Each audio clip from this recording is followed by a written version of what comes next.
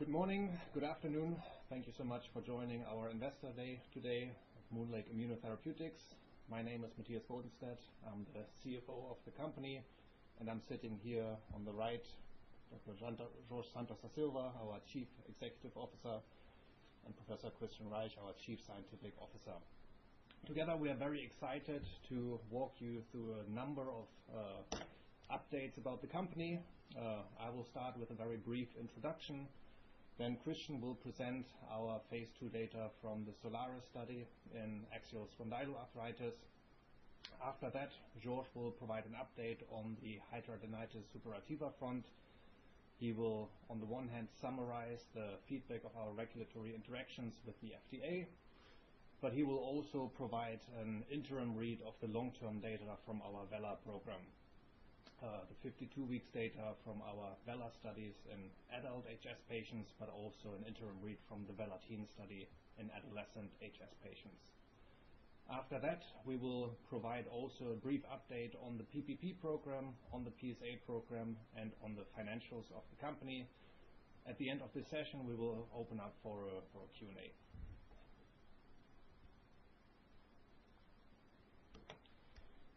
Please take note of our disclaimers.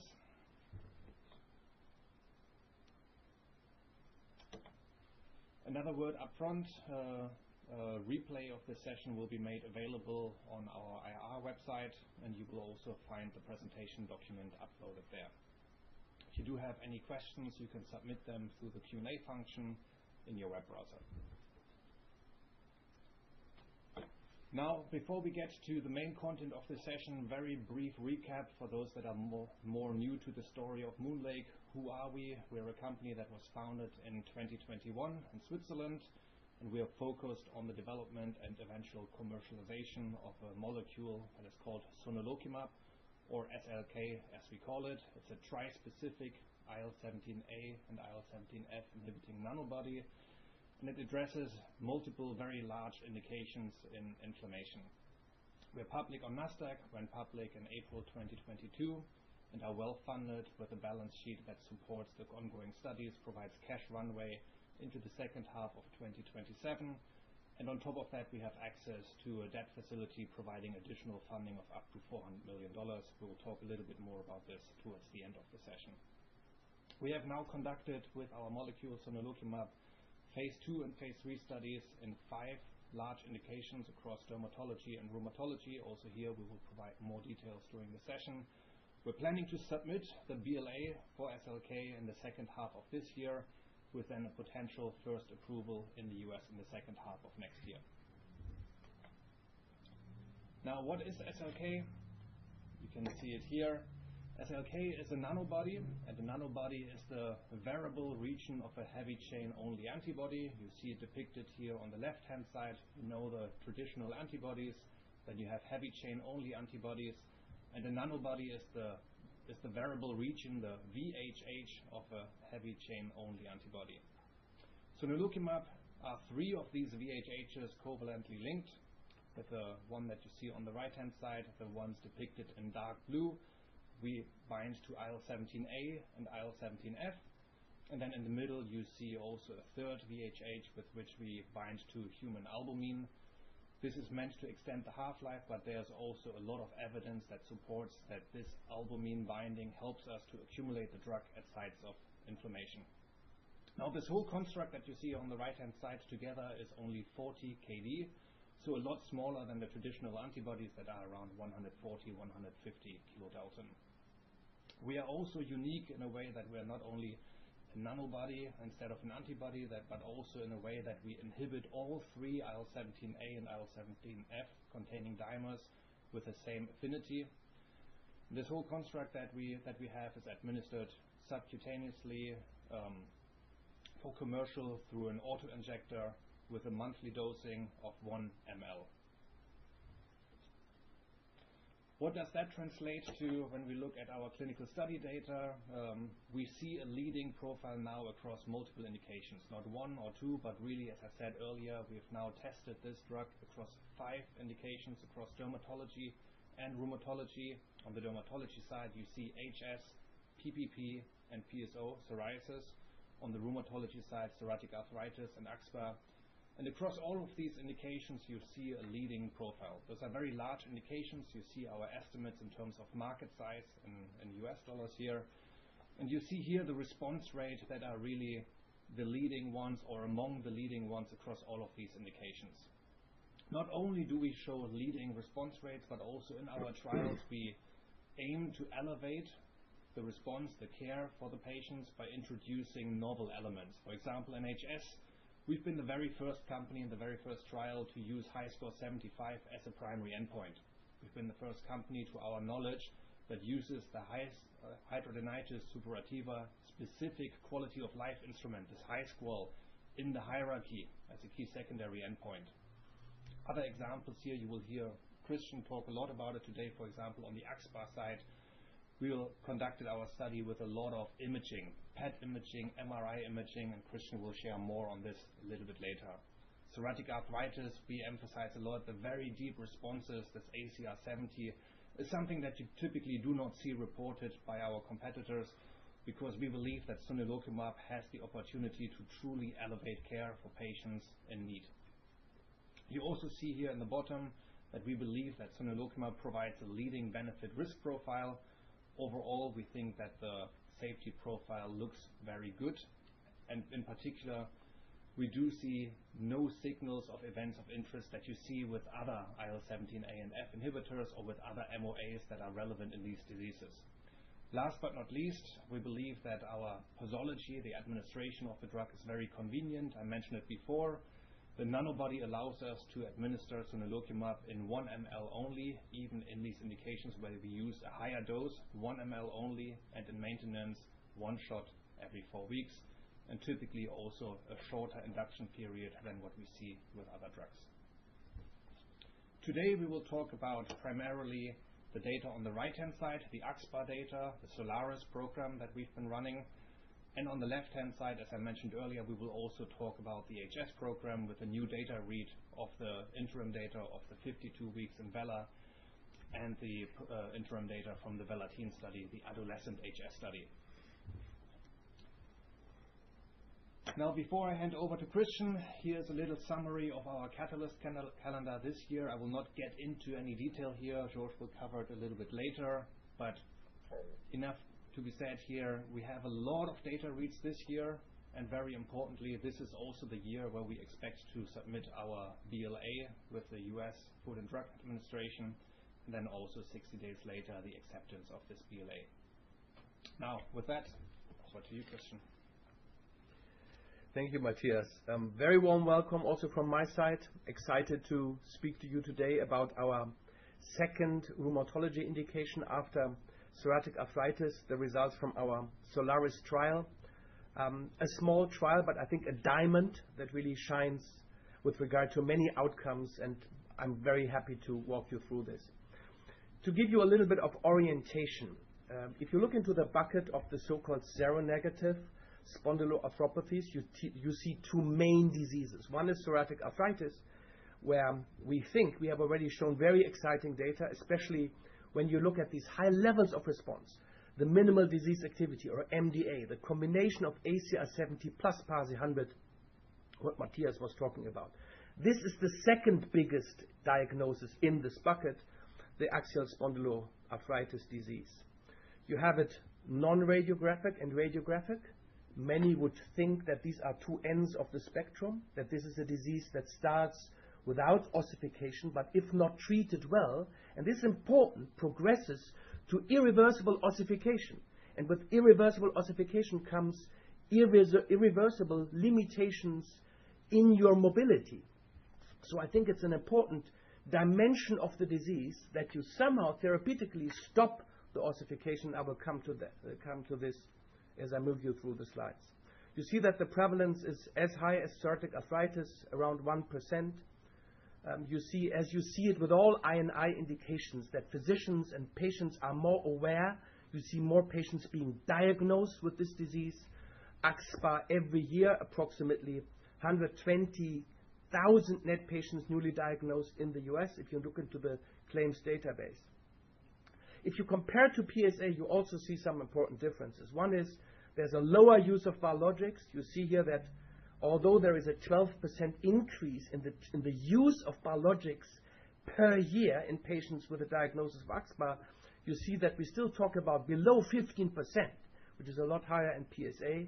And even if you assume a very conservative growth rate of the use of biologics in AxSpA, you see that by 2038 you get to a very healthy market size of 10 to 15 billion.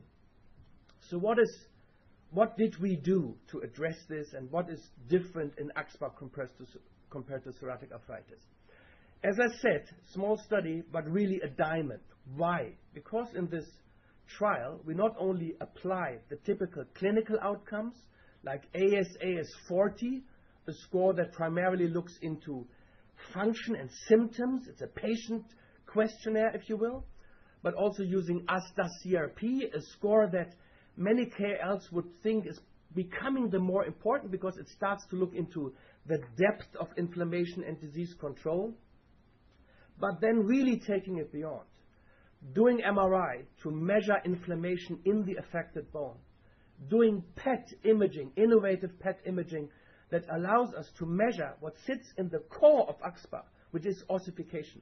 So using an imaging technique that shows you where do you have increased osteoblast activity in patients and what is your treatment doing with this. And then last but not least, really looking at biomarkers, an objective outcome to validate the findings. And again, I will walk you through this. The trial went on for 12 weeks. We know that we have a fast-acting drug. We already saw this in psoriatic arthritis, and I will present you the data from this 12-week period.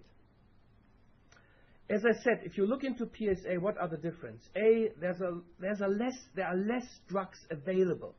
Just give you one example, the IL-23s that work in psoriasis, that work in psoriatic arthritis, they do not work in AxSpA. So this whole MOA goes. You basically are down to TNF-17 and more recently the Janus kinase inhibitors. If you look into this clinical score that is used in many trials, and I should say the more modern trials, the ASAS40, originally the TNFs, they only used ASAS20 as the primary endpoint. Now we use ASAS40, but again, this is a score that looks into function and symptoms. Patients are asked, you see placebo responses, and you see that approximately 50% plus minus using the available therapies of patients achieve this ASAS40 response. So at least 40% reduction in these patient-related questions related to function and symptoms. If you look at the ASDAS clinically important improvement, I will not go through the details here, but let's say these are patients that have a meaningful improvement of their inflammatory activity, of their disease control as per ASDAS-CRP. You see that the highest numbers are achieved with the more powerful 17 inhibitors. You talk about 60%. Companies are becoming aware that these clinical outcomes have limitations, that they do not really allow you to address the question, what is the therapy doing with the main disease pathway, the ossification? And we see that the first drugs try to generate data on this using PET imaging. And this was, of course, a focus of our study, and I will show you the data as we move along. So, ASAS40 responders, this study was an open-label study. You see that very rapidly we see a high percentage of patients treated with sonelokimab achieving an ASAS40 response. For reference, we have been putting data that competitors were able to achieve in there with this gray bar. You see that the numbers are really high numbers. Now you could say, yes, but the numbers from the competitors, they partially come from placebo-controlled trials. So we also give you here their open label results achieved after every patient in their trials switched from placebo control to only drugs. So this would be the week 60 number, the week 52 number. This is the open label non-placebo controlled parts of their trial. And even if you take a very unconservative view, you look at the as observed data, you see that the numbers generated with sonelokimab early on remain very impressive numbers when it comes to ASAS40, with more than 80% of patients already achieving this by week 8 and then maintaining by week 12. So that is the traditional outcome. This is function symptoms. Let's do the next step, inflammation control, disease control, using the ASDAS-CRP. And again, surprisingly, I have to say, high numbers already achieved early on at week 4.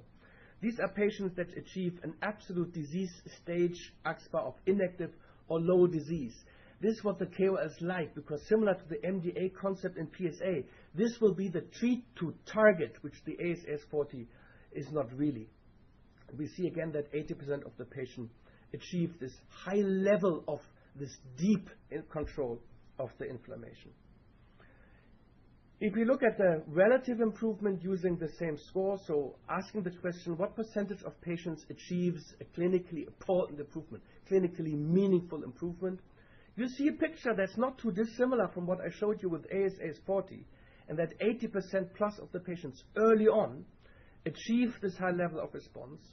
Compare it to what you see with the competitors. And I should point out that what is not shown here in the graph, but what you can see in the clinical trials, if you again look at the 1 year plus open label part of competitor trials, you see numbers that go to 60%. So these early numbers of 80% plus still make sonelokimab look extremely good when it comes to the comparison to other trials. These were the clinical outcomes and the outcomes related to inflammation control. Now I will build the story step by step. Let's now use MRI as a first objective measure of what is going on with the inflammation in the sacroiliac joints, which are the main area that are affected by the disease.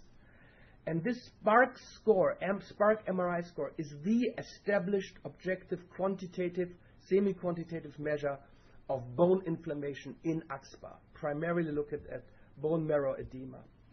And I have to say again, a surprisingly high reduction already at week 12.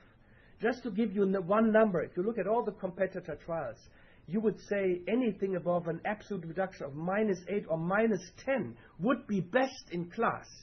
And the highest number is still being seen with regard to this score delivered by the anti-TNFs. Here we clearly go over. So a more than 80% reduction of the absolute SPARC MRI score, and 90% of the patients achieving a reduction in the MRI measurement of bone inflammation. As I told you, we really want to use the nanobody molecule, especially in rheumatology, to move away from symptom-only driven scores to scores that attack the core of the diseases, MDA and psoriatic arthritis, really showing that we stop radiographic progression in PSA, and you know that our phase 3 study is in full swing as we speak. To really measure ossification in AxSpA, you can apply a so-called 18F NAF PET imaging. This will show you the regions where you have an increased osteoblast activity. It will show you the region where really in patients increased ossification is going on as we speak. You see here two things. You see an example on the right-hand side. Everything that is highlighted in yellow means there is ossification, exaggerated ossification going on before treatment. And you can really see that already within 12 weeks, SLK cools these areas off. It stops increased osteoblast activity. It takes away the risk of increased ossification. And we would allow ourselves to call this disease modification. We don't have really a good treat to target in AxSpA. We don't have the concept of disease modification in AxSpA yet. We have it in PSA. We want to use the nanobody technology to really show disease modification in AxSpA, and we think this is an important step. You see on the right-hand side, if you look at this from all patients, you really measure this. We can see already within 12 weeks, over all patients, over all sacroiliac joint quadrants evaluated, we can see a more than 40% reduction of osteoblast activity. Now I told you that we did extensive biomarker work. We did this in the peripheral blood and we did this in the tissue. Today I will share with you as a first piece the peripheral blood data. And I have to say, as a scientist and physician, this data was truly unexpected and amazing. We did this non-supervised. We just asked the question, do we find markers in the peripheral blood that correlate with the individual clinical response, really showing that it's our therapy that drives these changes in the biomarkers. And the biomarkers that we found, you see the names here depicted on the y-axis, they all sit at the heart of ossification. These are markers that are known to reflect increased osteoblast activity. They are known to link inflammation with angiogenesis and increased mesenchymal activity and ossification, and ultimately APCS is probably the best marker to reflect overall control of this whole process. This quartet of markers that I show you here, and what you see on the x-axis is the degree of correlation of the reduction of these markers with treatment with SLK, measured as the individual clinical response to treatment with SLK. You see very high correlation levels, 0.5, 0.8. This reduction of this quartet indicates to us that SLK really treats structural damage. You see now this is a completely different level to just measuring function and pain. If you look at the combination, the package that I showed you, MRI, structural damage, PET imaging to really show control of ossification, and then completed by biomarkers, we think that this validates the clinical findings a lot more than any placebo control could have done it. You may see a placebo response in a patient questionnaire. You will not see a placebo response in structural damage, PET imaging, or these biomarkers. This is why we designed the study in the way we designed it. Safety profile, not much to say other than we continue to see a very clean safety profile, especially in rheumatology, I should say. We know that even the candida signal shown here is very low. It's all very much in line compared to what we saw in our other seronegative spondyloarthropathy indication, psoriatic arthritis. And we continue to see a potential to differentiate on the safety side from competitors. So to summarize, I hope you see my excitement. As I said, a diamond study that really links clinical outcomes in a degree that we have not seen with competitors, but really validates these findings by what we think is the next level of what the therapy should do, and that is control structural damage, become a disease-modifying drug in AxSpA, prevent ossification, and irreversible restriction of mobility. George, is there any news in HS and regulatory?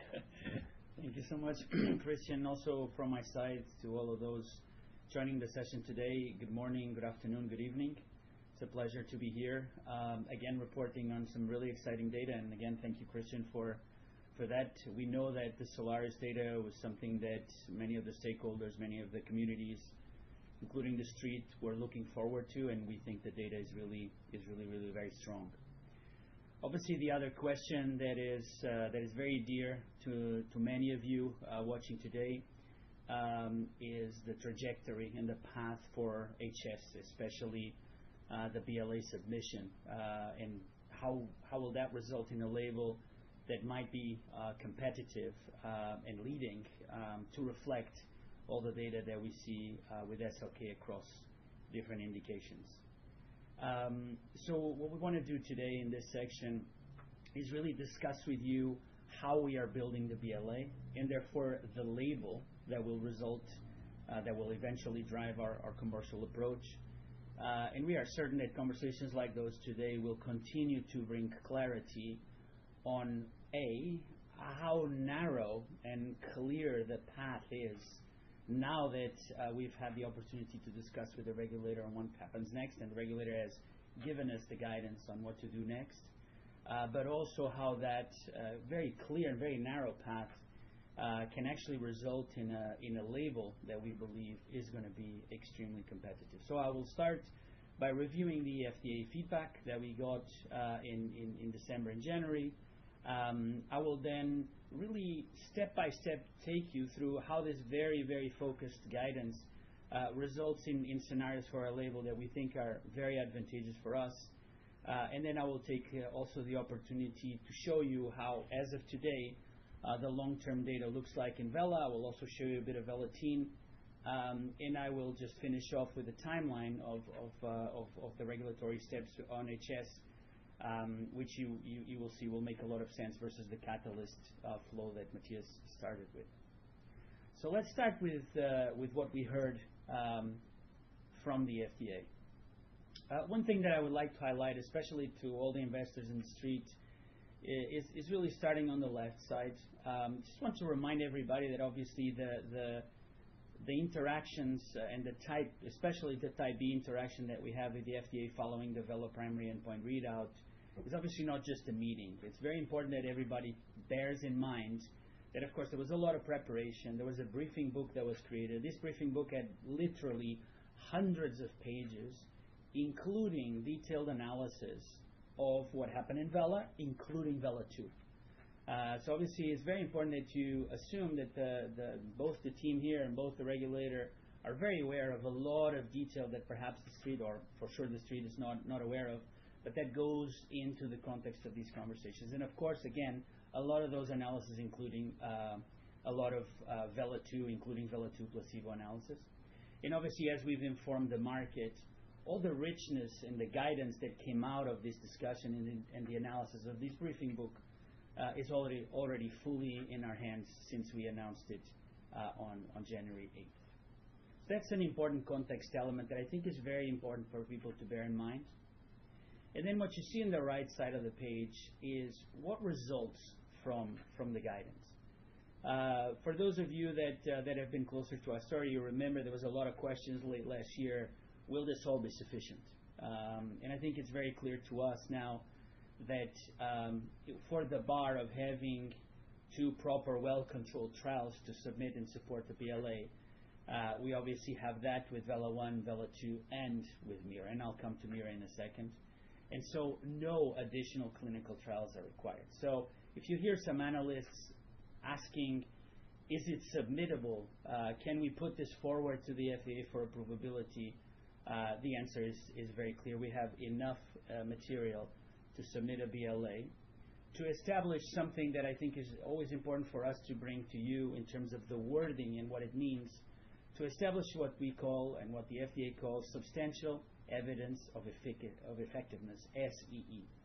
For short, and if you allow me the more colloquial language, this means establishing efficacy. But in a regulatory language, you refer to it as substantial evidence of effectiveness, SEE, and you'll see this through the presentation. So no additional trials are required to establish SEE. Second very important guidance, VELA 1 and MIRA. VELA 1 and MIRA are to be submitted to establish efficacy, to establish SEE, and to support safety as part of the BLA and as part of our request for approval. Very clearly, VELA 2 is to be submitted to support safety, i.e. we do not need more trials also to create the safety database. The question of whether VELA 2 will be used for SEE, for efficacy, is an open question to discuss with the FDA. And as I take you through the label, you will realize that the impact on our label is either neutral or actually positive. But I will come to this. But again, very clearly, VELA 1 and MIRA to support efficacy and safety, VELA 2 to support safety, VELA 2 participation in establishing efficacy to be discussed. What I think is also very important in these cases is what was clearly excluded by the regulator. First, because again, it narrows the path. I've referred to this path as a very narrow, very clear path. So it's important that people exclude things so that the path is narrow. But it also tells you that there's a very clear, specific guidance that is being given to us, not some general statements. And those exclusions are, as you see there on the 5th and the 6th bullet point.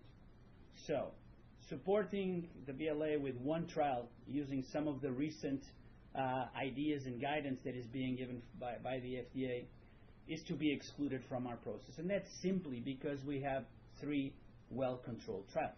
So no point in focusing in one trial when, of course, we can submit 3. So very clear guidance, don't go down this path. And obviously some suggestions and some clarity that VELA 1 and VELA 2 alone could create a question around SEE, again, because we have to discuss whether VELA 2 is included or not. So really the scenario in which we submit and establish substantial evidence of effectiveness without MIRA is also to be excluded. So again, this gives us a very, very narrow path to operate.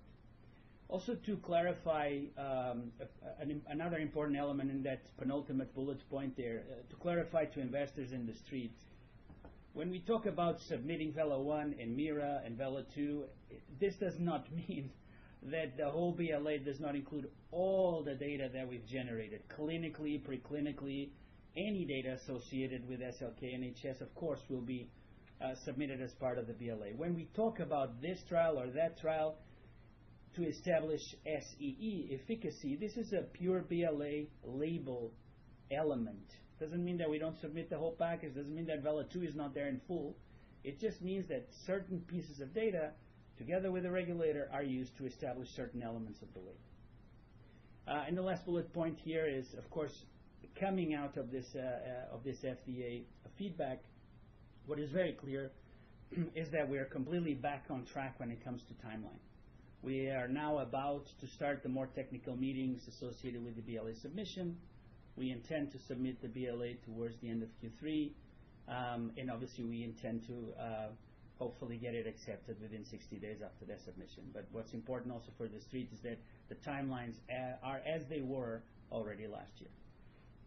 So hopefully that brings yet again a bit of clarity about what the BLA process is, what we've gotten in terms of guidance, and what we plan to do next.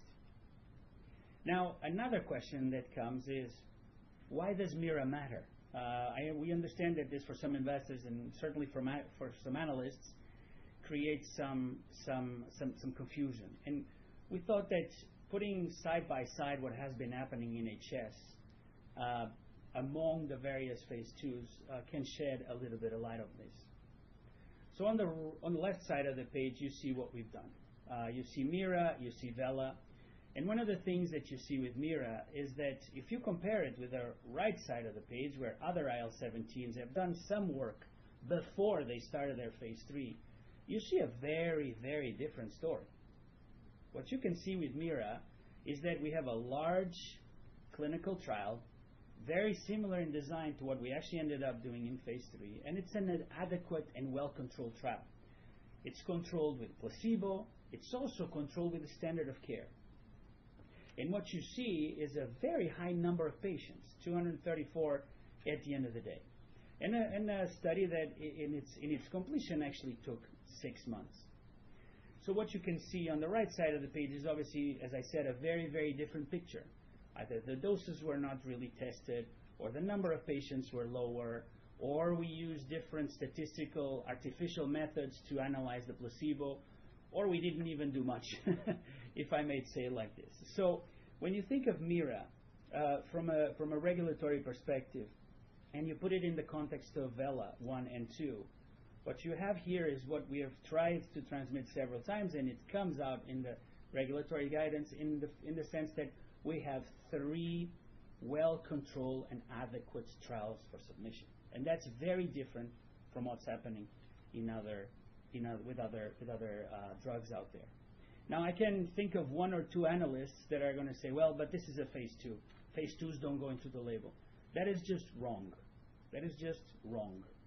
If you search, you will see that there are many indications, there are many drugs that have been approved with phase 3 and phase 2 packages, including in immunology. So, we have 3 well-controlled trials. We've got very clear guidance.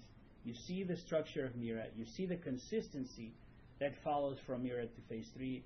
So it's very important for us that the street and some analysts understand that MIRA is a perfectly plausible trial to make a BLA with, but also to try to establish that substantial evidence of effectiveness and safety, specifically in the label. Now, what does it all mean? What are we going to submit in terms of BLA so that it drives the label that we're expecting to drive? These 2 very quick charts, we just put a picture here of any label that any of you watching the session today can go into the internet and download and see this is what a label looks like, and this is what allows us to do some things commercially. I think here we have the secukinumab example, just to keep it in the family of molecules. And of course, in a label you have several sections. We're highlighting 3 sections here. And why do we highlight these? Because as you start thinking how does the drug establish the information that can be shared with patients and physicians to drive a commercial strategy to differentiate itself from others. Okay? And those three sections that we're calling out here are section 14. That's where all the work in establishing that substantial evidence of effectiveness, the efficacy, comes to fruition. You have tables with numbers, you have sentences that tell you this is how efficacy is driving for this drug. So that's a really important element to think about and to compare ourselves when we're building the label for the BLA submission, but also for all of you out there to make those comparisons. And there are two other sections that I think are important. Section 5, this is where you have all your warnings and precautions, so where, if you allow me my language, where all the things that you find on safety really come to bear, where rubber hits the road when it comes to safety. And also Section 2, which reflects the dosing scheme that the patients will follow. And obviously here, if there's anything about how you administer this drug, this obviously creates a potential for differentiation. So I would say consult the labels, think about the labels, and specifically look at these three sections, because we believe that's where a lot of this efficacy safety conversation really comes to bear and gets written black and white. For those that will check this document later, for your convenience, we included the elements here for two of the drugs that are competitive to us. I would just call quickly your attention, because this is now important for the next part, for the pictures of the section 14 of bimekizumab and secukinumab. You will see that in section 14, the secukinumab table only contains HiSCR 50, which was their primary endpoint, including a number that was not significant and didn't meet, just for everybody out there to remember this. And as you can see more to the left, you see the bimekizumab label, which has HiSCR 50, which is the primary endpoint of bimekizumab as well, and it also starts including HiSCR 75. And you always see the absolute response, the placebo, and you never see p-values. You see a confidence interval and a statement on significance. But that's really the tables on section 14 for a label with the FDA that are out there for our competitors. And then, of course, some important statements in section 5 and section 2.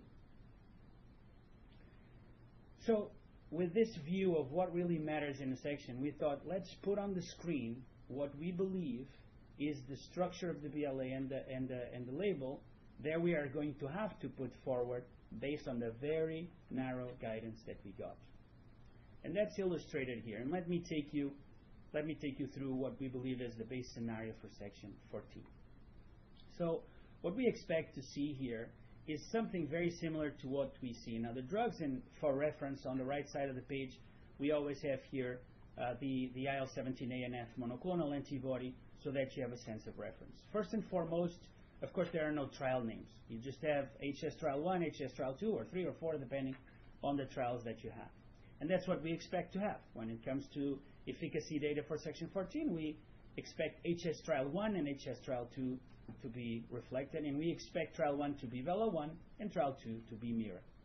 And what you see in this very base scenario is that we assume that we get a table that looks exactly, in terms of its structure, exactly like we have seen for the IL-17A and F monoclonal. You see HiSCR 50 in the second line because it's a secondary endpoint. In our case, HiSCR 75 in the first line because that's our primary endpoint.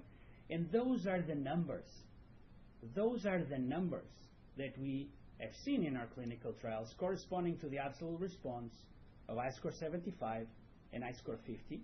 And for your convenience, although this is not part of labels, we have the delta to placebo, which we know is very important for this treat. And as you can see in this base scenario where we use the two trials that we were guided to include, the label looks very, very competitive. As you see on the right side of the page for the IL-17A and F monoclonal, apart from the table, you also have some statements. And for example, that drug has a state on the improvement of the worst skin pain, which is also a metric that is really, really very important for physicians, perhaps even more sometimes than HiSCR. And there's a statement about it. There's no numbers. Obviously, this particular metric did not meet stat sig in one of the one of the trials or for one of the doses. But the statements are still there, even when you don't meet statistical significance. What you do not see with that monoclonal antibody is statements on IHS4 or high score, because those were not tested. Those were not tested. And as you can see, back to our label here, we believe that our pain, our high score, our IHS4, all these very important endpoints that we had, we believe they in our base scenario, they will not be in the table, but there will be text to reflect that these were important metrics and therefore can be used commercially.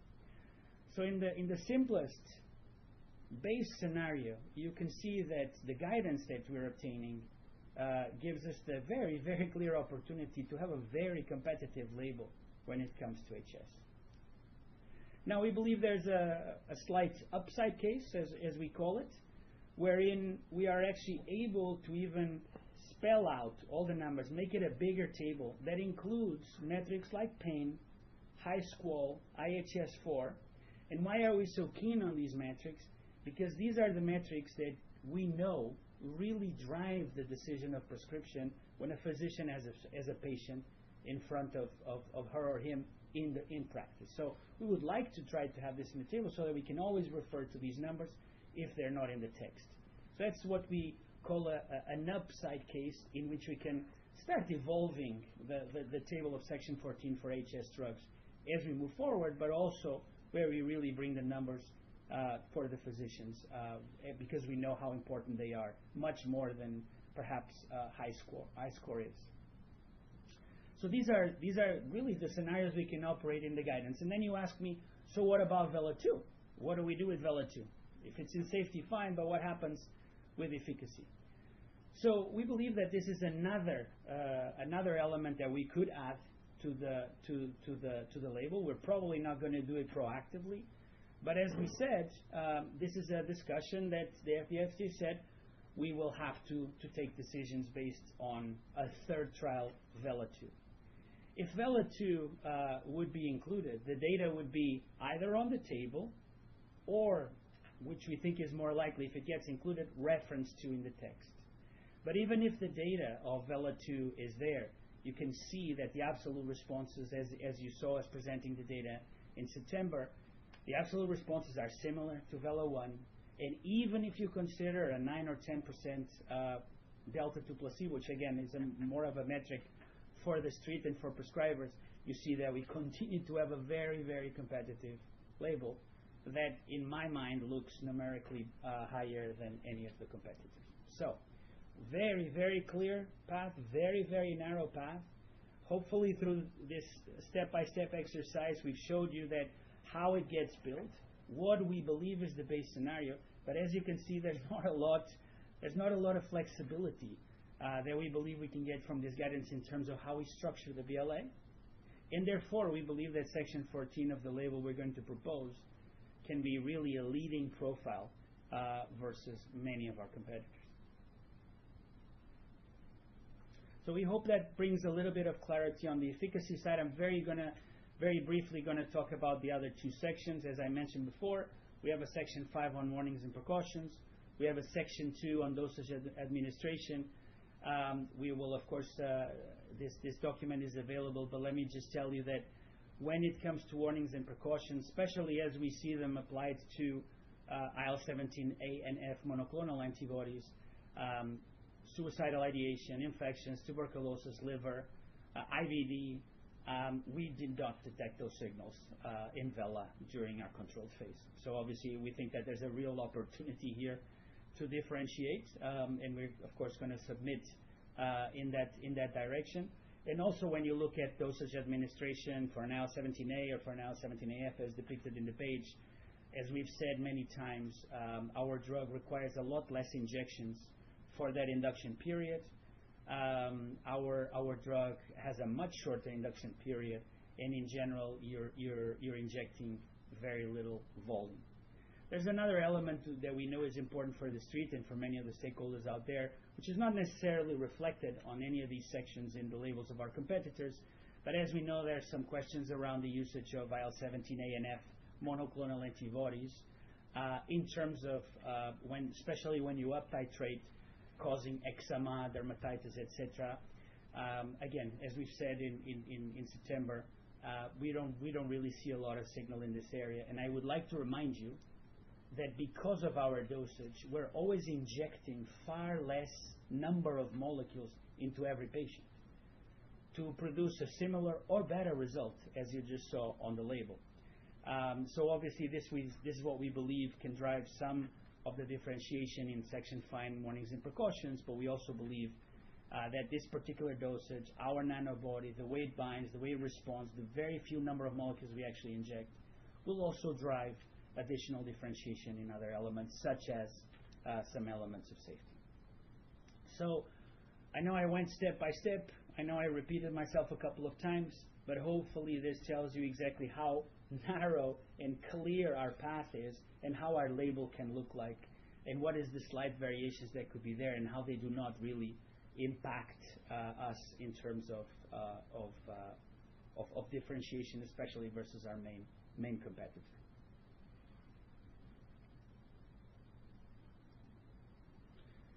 Now, obviously, let me shift gears to the long-term data so that you also see what's going on in the real world while we're hypothesizing and writing all these papers for the regulator. Obviously, the long-term data will be a key supporter of the submission, and I would argue that our long-term data is looking quite good. A couple of things that I want to call your attention to. We're comparing ourselves here with 2 other commercialized drugs. We're comparing ourselves to the level of HiSCR 75 response, which was a secondary endpoint for these drugs, that they've reached at the end of their respective parental trials that supported their BLA submission. And a couple of things that you can see that I think are important are our long-term response at the end of the year, at the end of the parental trial, for both VELA-1 and VELA-2 is quite high, especially compared to the values that were reached by other drugs at the end of their year parental trials. That's one element that, of course, I would call attention to. But I would also call attention to the N numbers here at the bottom. The numbers that you're seeing for sonelokimab, 104 patients for VELA-1, 123 patients for VELA-2. If you look at it, it's already the number of patients, or above the number of patients, that our competitors reached in their full parental trial. So the results that we're seeing are actually quite interesting and quite significant because, of course, they already correspond to numbers of patients that are similar to our competitors. It also tells you something else around the sheer size of each of these trials. For example, VELA-1, in that we're still kind of halfway through reaching the end of the parental trials, because in our dose arms, the number of patients is double that of our competitors. So when people start wondering, is VELA-1 enough to submit something, always bear in mind that one of our dose arms is worth 2 of the dose arms in 2 trials from our competitors. That's an important point for folks to remember. We're obviously very happy with the direction of travel here with HiSCR data, HiSCR 75, obviously. Just very briefly, because again, we always try to balance these 2 sides. HiSCR is interesting from a regulatory approval perspective and obviously for the street, but this is really the stuff that we think gives traction when it comes to commercial.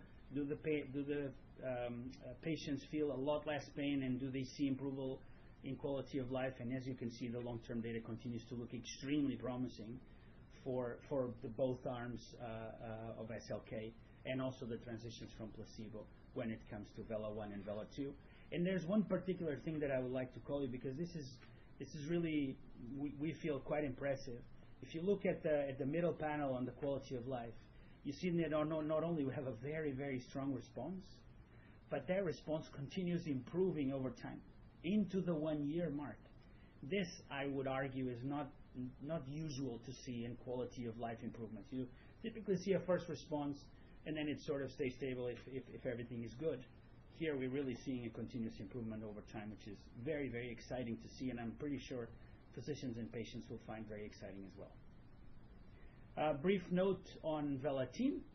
As you know, this is an open label trial that we've been updating you all on as we go.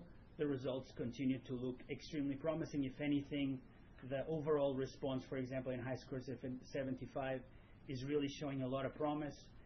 Even high score 100, even at 6 months, is already on the 1/3 mark. And if anything, high score looks probably even better than we've seen with Mira and with Vela. So this is extremely exciting because you know how important it is that we start addressing the disease very early on in its onset, which is at the end of the day is adolescence. Quick update on the safety. Nothing to report. It looks clean as it does and as it has on the Velatine trial. Again, for details, you can consult the deck that we share. And I'm just going to wrap up this part. I'm not going to go through the details, but I want to make sure that we hit on a few points. We have regulatory clarity. The guidance is quite complete and very narrow. It doesn't allow us or any analyst or any investor to create all these very wide scenarios.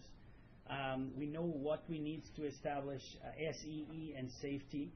I think you're seeing all the data is suggesting that numerically we're going to have very, very, very exciting numbers also on efficacy and also on high score. You see our attempt to continue including all the metrics that truly matter for patients. That, I think, is going to be one of the biggest differentiations. And very importantly, I would say that we're back on track. We know exactly what we have to do. There's not a lot of things that we can change. So I would argue that the risk profile of SLK being approved in HS is no different than that of a drug that has completed all its packages and it's going through a BLA process. Obviously, BLA processes have a risk element to it, but I would say that there's no big difference between us and any other strong biotech product out there. I'm just going to tell you that obviously on the right side you see all the detailed steps that we're going to be following, leading to what Matthias mentioned at the beginning, is that submission at the end of Q3. But of course, this page will be available to you for perusal and for further questions. So hopefully that clarified a few things regarding HS. Hopefully it clearly establishes the excitement that we have here. And with that, I would move us to additional guidance and reporting on other indications and on financials. And I think the next is PPP, Christian. It sure is. Thank you, George. Yeah, I'll make this brief. We've talked about this before. As a dermatologist, we talked a lot about the street. You talked about the street, George. As a dermatologist, a little bit frustrating for me that obviously some analysts, the street, still do not understand that there is a psoriasis of the palms and soles, which is called palmoplantar psoriasis, and then there is PPP, right? It's a different disease, as reflected in the ICD coding, psoriasis being L40.0 and PPP being L40.3. For PPP, palmoplantar pustulosis, there is no drug approved, neither in Europe nor in the US. As a devastating condition, you see the clinical pictures on top. Yes, they are also red. They have some scales, but the clinically leading phenotype is that of pustules. You see this in the histological picture. It's a healthy market. We can see that out of desperation, biologics are already being used in increasing numbers. And I should say out of desperation because most of the biologics that work in psoriasis do not work in PPP. This is why it's so important that we really do SLK development in PPP. As you've heard before, we have very exciting data from another small diamond study. We have been moving towards objective parameters to really validate a clinical response, to make sure that we understand what is SLK really doing in a disease. And similar to what I showed you for axial spondyloarthritis, the biomarker data, the clinical outcomes in PPP were really overwhelming. In a sense that we are progressing now, we could show that the SLK not only controls the clinical outcomes, it actually controls all these molecular markers again that are established to define the core disease process in PPP. Very interesting molecular pattern being observed. Early normalization of this pattern together with a clinical response. We even went as far to subject the photos that were taken from these patients to an AI-based verification. But I have to say the investigators did a really good job, and the objective assessment of the photos validated more or less what you see here, which is that 40% plus of the patients achieved very high levels of response. A palmoplantar PGA of 0 or 1 meaning clear or almost clear disease, is seen in more than 40% of the patients, very nicely correlating with 40% plus of the patients achieving an at least 75% reduction if you use the palmoplantar PASI. For reference, on the right-hand side, you see how this compares to what competitors were able to show. And by the way, these gray bars include placebo and non-placebo controlled trials. So I think this is a fair comparison. So a lot of excitement in PPP, no drug approved. For the first time, we see biomarker validation of a phase 2 program in this indication. This opens the door for a more rapid development towards approval. We have already shared with the world that we received fast-track designation. I think this reflects that the FDA sees this is a disease that is terrible and where there's no drug currently approved. We will have many interactions with the FDA. Our current thinking is that we want to create a very exciting phase 3 program. We want to make use of the very fast onset of response that we seem to have, probably even faster than what we saw in HS. So with a 12-week induction period, using every other week dosing, and then actually testing our standard monthly maintenance versus a Q2 week. You can ask me why? Because we have evidence that PPP is a tough nut to crack. And although we have this super strong drug that penetrates deep into the epidermis, has this molecular support, we want to leave nothing on the table. We want to make sure that we really exploit the dosing options that we have, and maybe even include a direct up-titration of patients that achieve no disease control with a Q4 week maintenance. So making progress using this outcomes we had from our Diamond phase 2 and progressing towards phase 3 as fast as possible. Psoriatic arthritis. Yeah, maybe I'll do the quick update here on PSA. Just a couple of pages in terms of guidance here. Guidance number 1. It's important that folk reflect on what you see in this page. Psoriatic arthritis obviously has been around for a while. There are several drugs approved. But I think sometimes there's a bit of misconception that because several drugs are approved, this is a mature market where new drugs cannot be launched, or where new drugs will have a very hard time succeeding. I think what you see in this picture is really a bit of an evolution of the drugs that were introduced for PSA. We know the market has the potential to be about 10 to 15 billion in size. These immunology markets tend to have a very similar size to each other. And what you see is you can actually launch several drugs into this space, and they will all be commercially successful. So I think that's important that sonelokimab also it's given its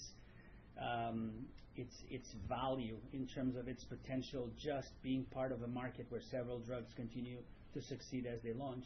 And as you can see, any class of these drugs is actually quite successful. I mean, the commercial opportunity in any of these classes is very, very large.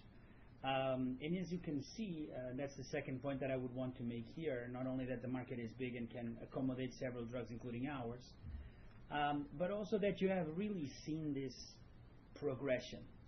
ACR 20 was the endpoint for the first drugs approved. Then came ACR 50. Then we started, of course, bringing some of the PSA PASI, some of the effect on the skin. Also because with ACR, I remind everybody, we're measuring joint improvements for a disease that is not even PSA. This is originally a rheumatoid arthritis score. Then you started getting into the IL-17s that started marrying to some extent ACR 50 responses together with PASI, because of course you not only need to improve the joint, you also need to improve the skin. In fact, you need to improve those two things and many, many more things. And that's why we position ourselves and we position IL-17AF really as the next generation drug, where you're not only trying to achieve an ACR, but really elevating that ACR well above 50, trying to reach PASIs of full clearance, but all together in the same patient, and really moving to scores like MDA, which is really what you're trying to achieve as a physician, and where you really start thinking that you're really controlling the disease. I want to establish a parallel here between PSA and what Christian discussed for AxSpA.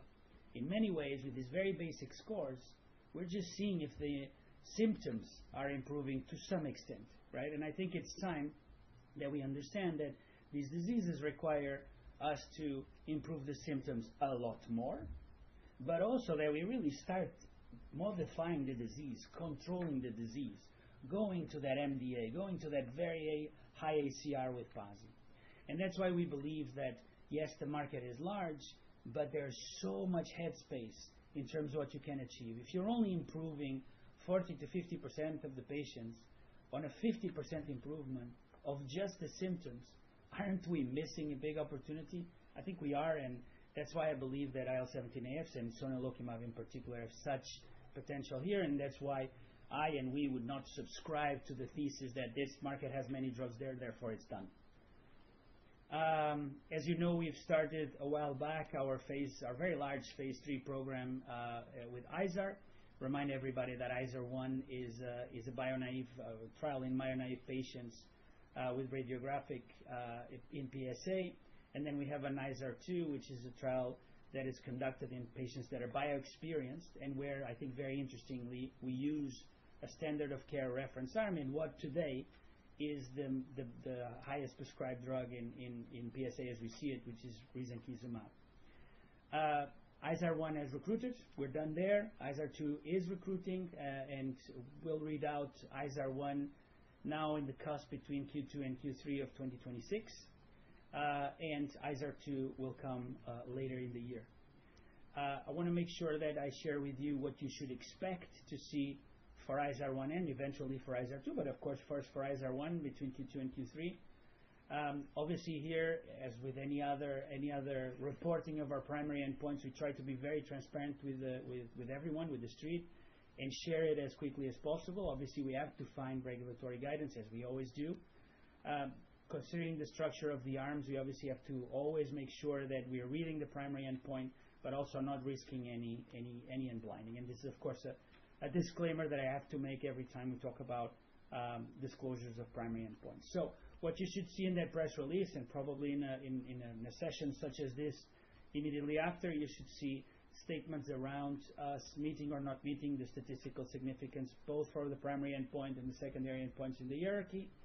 And then we plan to share with the world SLK response levels for primary and secondary endpoints for both 60 milligram and 120 milligram, depending on the trial. So this should give you a sense of what we expect to show you, especially for IZAR-1, which is coming in a couple months' time. That's what you should expect to see. And obviously, in terms of response, you have our ARGO data in terms of the drug response versus others, and that should give you enough reference of what the competitors and ourselves have achieved and expect to achieve. And then I think we will wrap up with finance and then open for questions. Absolutely. Thank you, George. Thank you, Christian, for walking us through some exciting data updates and also some very exciting label scenarios, I believe. Now, from a cash position, we ended up December 31st, 2025 with $394 million on the balance sheet. That covers cash equivalents, and short-term marketable debt securities, as you see on the page. That also included the $75 million offering that we made in November.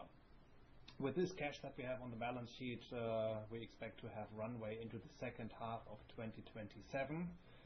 And what you also see here on the page is that as a subsequent event, last Friday we amended the Hercules facility.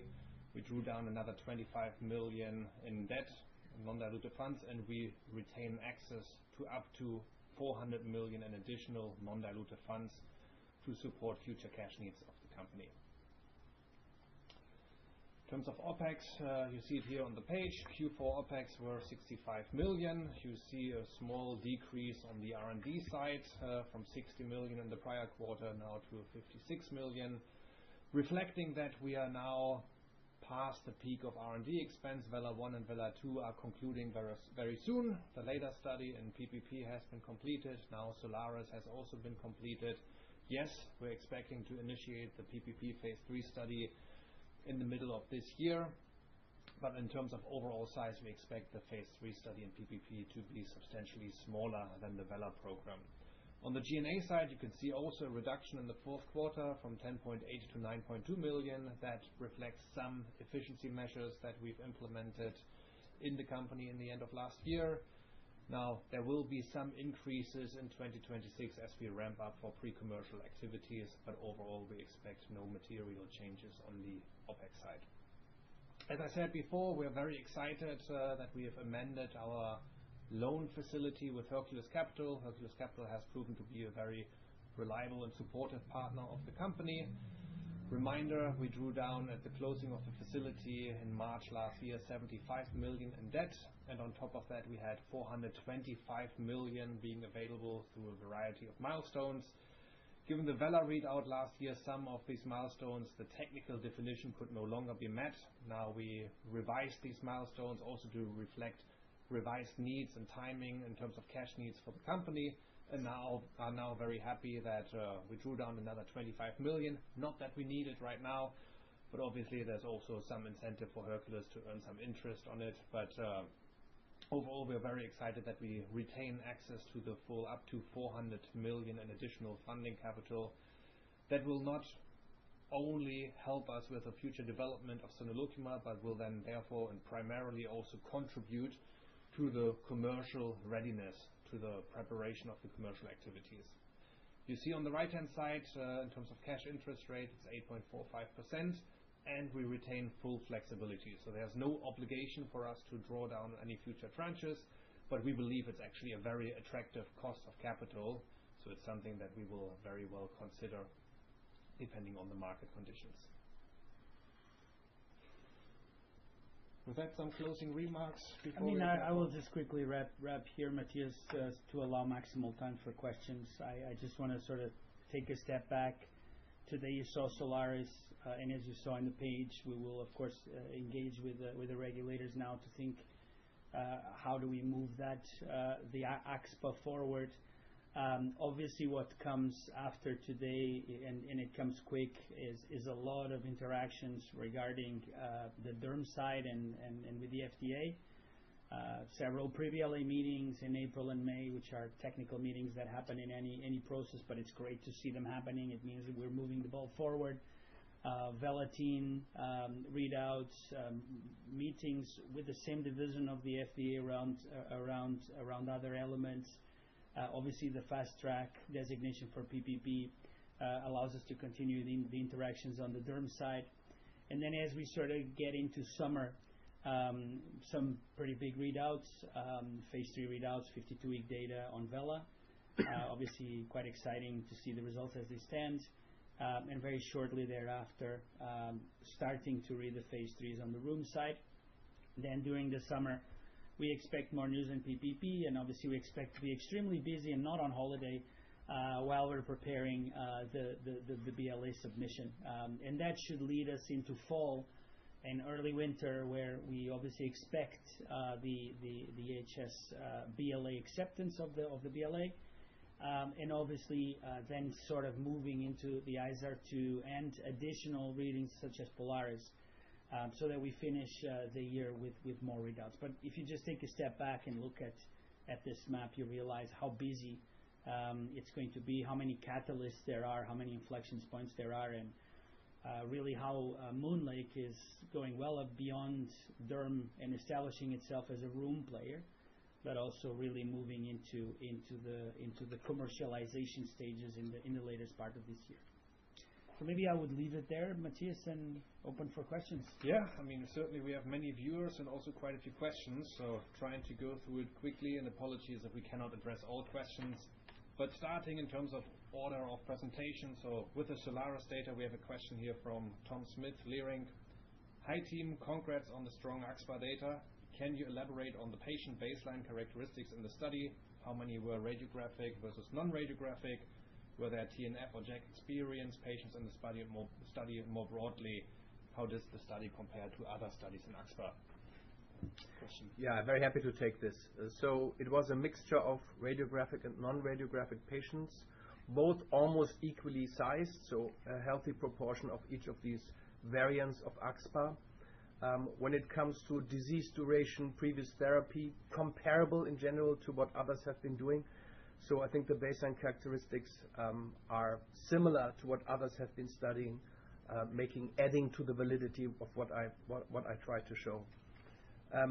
when you look at the outcomes, Matthias, and just to quickly reflect on this, I hope I could really make this point clear. Yes, it's a small study. Yes, it's open label, but it has elements that really validate the findings. And when I showed the clinical outcomes that are always subject to placebo responses, because again, you ask patients how much pain or morning stiffness do you have. Of course, there is a placebo response. There will be no placebo response with imaging or with biomarker control. But you remember whenever I showed you these clinical outcomes, and I tried to put it in perspective to what competitors were able to show, we added their long-term data.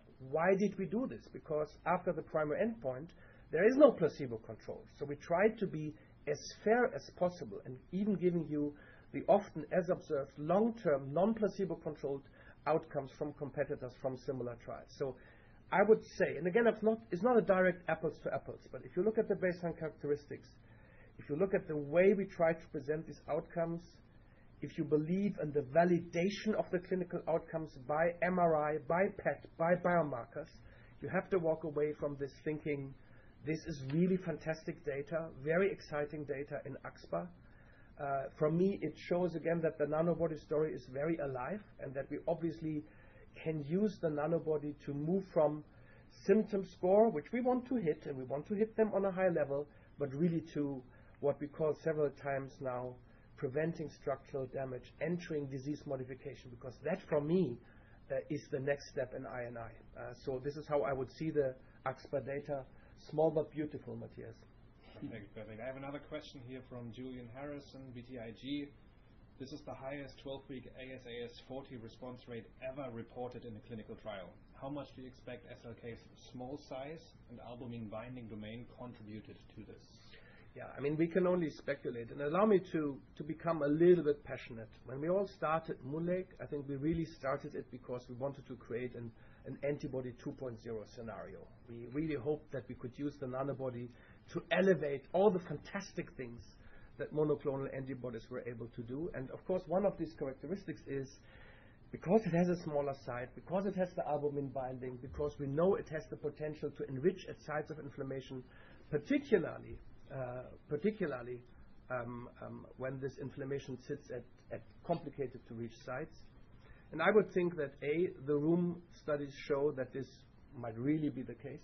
We showed the MBA data. You reminded us of the ACR 70 plus PASI 100 data in PSA. I showed you the ASTA CRP data. But let me say that you can say, yeah, but doesn't the HS data show you that it's not true and that it was also? I don't think so, because the high score is not the score that really reflects what a molecule can do when it travels deep. Let's look at the abscess 100, the draining tunnel 100, the IHS4 100 data over time. This is what will tell the story about nanobodies and deep tissue penetration in HS. I think, George, you began to share the long-term data. The long-term data list looks extremely good, so I'm not giving up on the nanobody story in HS at all. Perfect. Then one last question on the Solaris study, and maybe George for you, because multiple analysts are asking, for example, Phil Nadal from Cowen, congrats on the data. Can you talk a bit more about next steps in AxSpA? Does MLTX expect to conduct a phase 3 program? When could a phase 3 program begin and complete? Other analysts also ask, is there a need for a phase 2? What about the impact of recent FDA guidance on single pivotal studies? So maybe very briefly, our thoughts on the next steps in AxSpA. So I'm going to be a little bit more guarded than Christian was in his previous answers.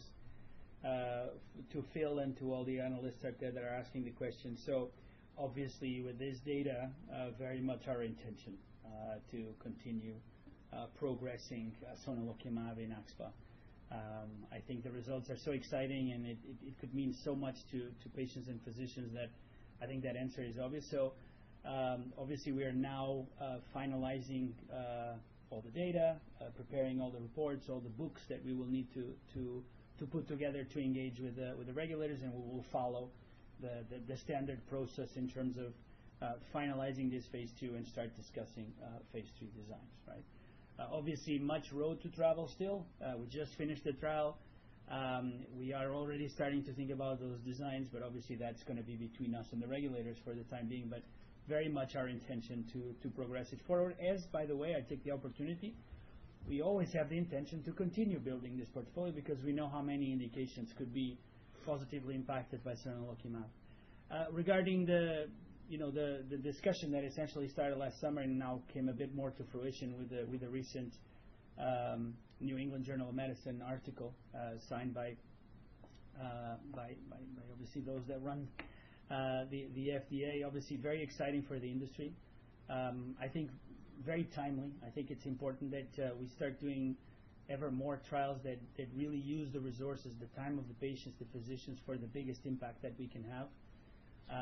So yes, obviously we will be considering this, also considering how much we feel there is such a need in AxSpA. We obviously that will of course play into our calculations. So what I cannot tell you is exactly when we start, when we end, what is the design, how does it compare to BIME or to any other drugs. Obviously that will keep very close to our chest. But yes, we will take the trends. Yes, we will, as always, listen to what the FDA is guiding us to do. And yes, of course, we're very interested in AxSpA, as we are in many other indications. Perfect. Then the next question, let's move over to the HS section. So we have a question here from Brian Abrahams, RBC. Given that MIRA was a large, well-controlled trial done with a similar approach to the VELA phase 3s, is your expectation that the clinical efficacy data from MIRA would be incorporated into a future SLK label similar to the VELA-1 data? Has FDA given you any indications around this, or should we think about the phase 2 MIRA data as providing support for the overall efficacy of the drug and the legitimacy of the VELA data, but that the specific results would not be described in the label to the same extent as VELA-1? So, I mean, I'm happy to answer that, and then you can add, Christian. I mean, obviously, I don't know when the question was asked, but I think I answered it quite emphatically, right? So, Brian, absolutely, yes, we expect the MIRA data, as other phase 2s have been included for many other products, to be put there in parallel, as we put on the screen, HS Trial 2, that data to be right there, parallel to VELA-1. VELA-2, whether the data is there or not, as I said, this is a matter for conversation and discussion that will not impact the fact that our label will be extremely advantageous. But yes, we expect MIRA to be there as we painted on the screen. And obviously, yes, we got guidance that this is the path to go forward, as I also reviewed when I started my section on HS with recapping what the guidance that we've gotten. And to Brian and others, this is really why I keep saying that the path is so narrow. We have been told what we can use where, what has more chances versus not so many chances, and what will really require a conversation, which is, and the only thing that requires that conversation in terms of uncertainty, big uncertainty, is really whether VELA-2 is part of that table or not, right? So absolutely, MIRA is expected to be there. I don't know, Christian, if you want to add more. Just two quick things. So I think we allowed ourselves today to lay out what our view of a potential label is. It's clear to you that label discussions come with the FDA late in the review process of the BLA.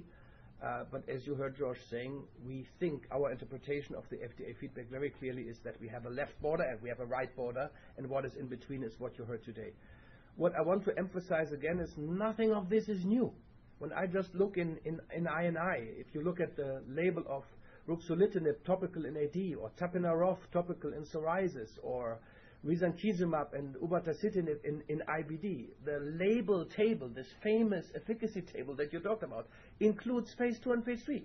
That has been seen multiple times before. Number two, if you look at the label table for Cosentyx and HS, and George, you briefly mentioned this, one of the two studies didn't meet the primary endpoint, right? And you see all these endpoints there, and then you have an asterisk for those that are statistically significant, and then one endpoint does not have this asterisk. So what we try to share with you today, which is our interpretation of the discussions we will have in a year's time, is that we either have VELA-1 or MIRA, or we have all three, both of which I think would be very good for us because we can include fantastic data. And I remind you that the VELA-2 sonelokimab data is on spot and on par with what we saw with sonelokimab in VELA-1. So nothing of this is new. I think you summarized it very nicely in saying, do we have a risk? Of course we have a risk. Everyone has a risk, right? And we will submit the BLA, and the BLA will be reviewed. But is our risk fundamentally different from any other company at this stage? We don't think so. Wonderful. And one short question that I'm happy to address directly, Yun Chong from Wedbush. Is your plan still to include data from Velatine into the BLA submission for HS in the second half of 2026 to support a broad label? The answer is yes. The study is running in parallel, and we are planning to seek approval for adult and adolescent HS, so HS patients 12 years older, which we also believe is a possible strong differentiator. We talk a lot about the efficacy levels, the benefit-risk profile, the convenience, but let's not forget that most of the patients in HS start to develop first symptoms in their teenager years, and that currently we do not have any drug that has been approved based on a dedicated study in adolescents. Humira, yes, they have approval based on data that they've generated in other indications, but we see very, very high levels of hesitation of prescribers, of parents, of patients to use a TNF inhibitor in the adolescent population. So we believe this will provide a potential additional differentiator of sonelokimab in the market. Just allow me to add one shocking number that we recently saw when we analyzed the claims data. It's 1% of patients with moderate to severe HS adolescents that get a biologic. 1%. And knowing that these are probably the only drugs that can prevent the progression to irreversible tissue destruction, we really, really need to do better in adolescent HS. So we will try as hard as possible. One more question on HS. It's from Prakhar Agrawal from Cantor. Can you comment on safety for HS 52-week and whether it is looking similar or differentiated versus bimekizumab? Specifically, were there any signals of SIB? What about liver enzyme elevations, dermatitis cases, etc.? Yeah, so I'm happy to start here. Obviously, this is data that's under evaluation. I think you shared the 1-year efficacy data, and you could see that just above half of the patients have yet made it to this late time point. So I will be very careful in reporting on the safety. All I will say is that so far, earlier statements that we made, that we do not see signals for liver, for example. We do not see signals for SIB in our data. That holds true. We will work on this closely together with the FDA. How do we present the safety data? How we analyze this? But so far, our earlier statements do not change. Perfect. And I see some more questions. One here from Kaveri Pullman from Clear Street. Can you provide an update on your commercialization and manufacturing efforts for HS? What initiatives have you undertaken? Is there anything further needed before advancing? Do you want me to start? Sure. So I mean the manufacturing part I can quickly take out. We've shared a bit about this. I'll share today where we produce our drug substance, which is an FDA approved manufacturer that also serves other pharmas and other folk doing nanobodies. We have commercial capacity up to year 4 or 5 of commercialization, so we're well into the volume that we will require over the next years. I think important, Kaveri, also on the drug product side and then all the distribution. This is already all also at commercial level into year 4 or 5. That's something that we wanted to make sure we tested during all these trials, and I mean we've been providing these drugs for thousands and thousands of patients by now. So all of that is there. All of that is very mature, FDA approved partners. But obviously we'll continue exploring opportunities to second source and manage the US and other regions differently, but all in good time. So I would say that that's a clear checkbox there. Commercial is obviously not yet a checkbox. We've been working very hard on this, and of course we've done a lot of pricing, payer work, organizational structure work, sales structures, commercial strategy, etc. But obviously now all of this is starting to come to fruition. So I would say, Kaveri, that you should look at Q3, Q4 as the time of the year that we are really starting doing those bigger appointments in terms of those that will leave the U.S. structure and then help us establish that commercial structure that will then start towards the end of 27, hopefully, with the commercialization of the assets. In our experience, we're well in time. We know exactly the folk that we want to hire. Obviously, now in the summer starts the big push, which was always the plan already last year. And I would say that we have, the way I think about it simply, maybe my CFO will tell me that that's not the right way, but the simple way is as you heard, we have 400 million in cash. That allows us to run the company, make all these appointments, drive our clinical trials, etc. We then also have this pool of 400 million that is available to us to spend and activate as we get closer to market, therefore lower risk and also already with the contribution of revenues.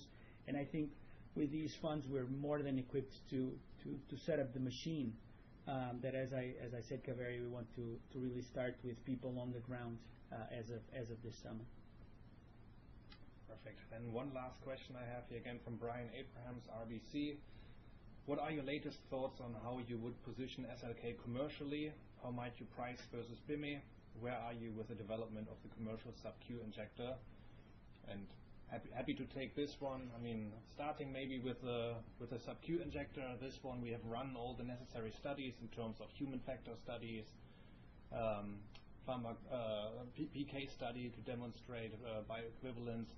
And in fact, the auto-injector is being used in our open-label extension study on the HS program. So patients right now are using the auto-injector. Feedback is very good, very positive.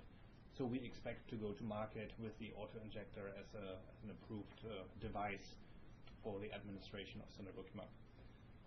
Pricing versus BIMI and commercial positioning, I mean, this goes a little bit hand in hand because what we see how the market is evolving and what all our payer research shows is indeed that we will probably look with a more maturing market at a first line that's more leaning towards biosimilars. So you see some payers that start to insist on an adalimumab biosimilar being used in the first line setting.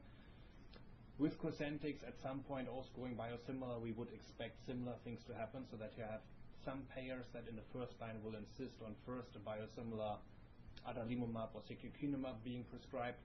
Thereafter, from everything we see and hear, it's pretty much open playing field. So we expect to be on par when it comes to pricing and when it comes to formulary access with bimekizumab.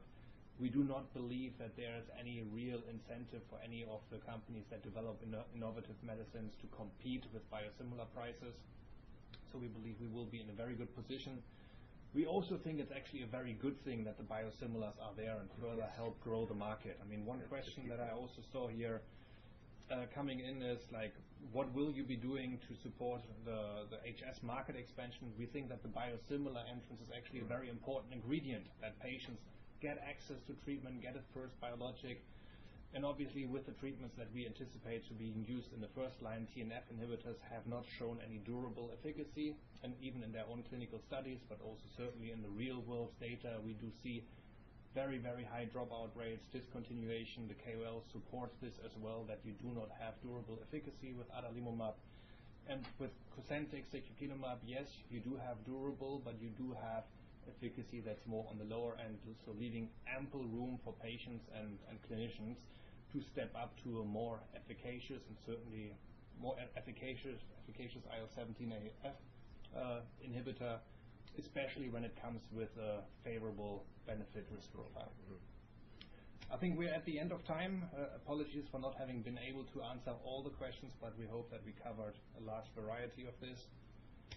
So thank you very much for joining us here. We hope that you share our excitement for this data update and the future, the catalyst that will come this year. Thank you so much. Have a good day. Thank you. Have a nice day.